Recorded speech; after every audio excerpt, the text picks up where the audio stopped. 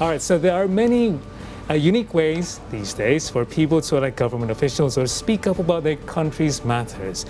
For that reason, the Milk Tea Alliance exists. What? What's that? So what is the Milk Tea Alliance? Well, it is a youth-based democracy group, otherwise known as the MTA, that was made in response to an authoritarian government, as well as proving younger generations' existence in the democracy. Let's have a look. Now, the Milk Tea Alliance emerged as a response to an authoritarian government. It started off in Hong Kong and Taiwan and continues to spread in Thailand, Myanmar, and some areas in Malaysia, Indonesia, and the Philippines.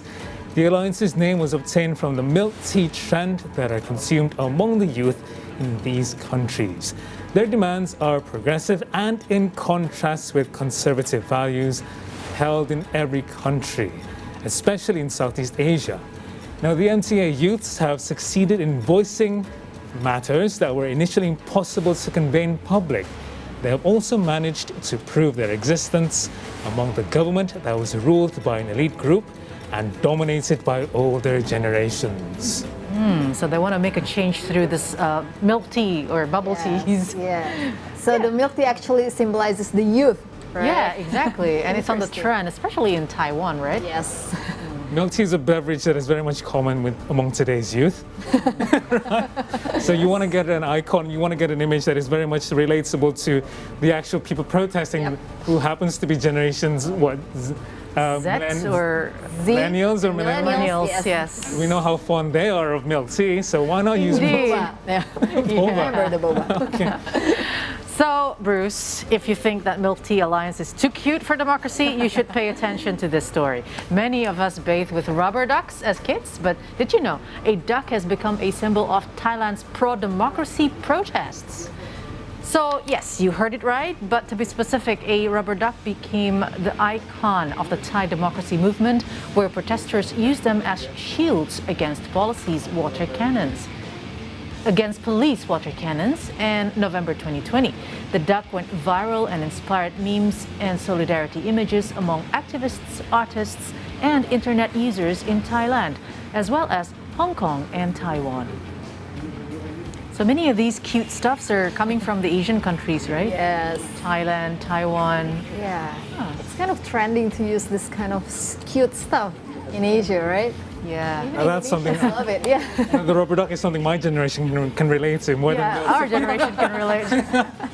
Are we on the same generation, Bruce? Yes, we are. Okay, good. Without revealing too much to the audience, we no, are. don't. Now, all right, so we spoke about democracy. The perfect example, have either of you lived through a concrete or a tangible proof of democracy where you see democracy in action? Have either of you lived through that or heard reports or anything like that, perhaps? Beside the presidential election? Yes. Maybe, like there was a vote for organization in high school called OSIS. Do you know that? Yeah. Student council. Yeah, student council. And everybody was practicing democracy there.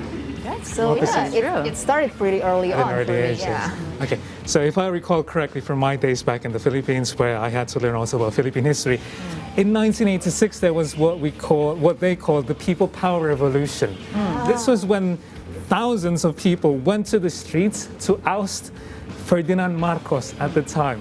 Of course, this followed the assassination of Benigno Aquino. This was days after he was assassinated at the airport. So they've had enough, the people had enough. They took to the streets led by the widow, Corazon Aquino, who led the revolution and eventually ousted Marcos. He was exiled out of the country.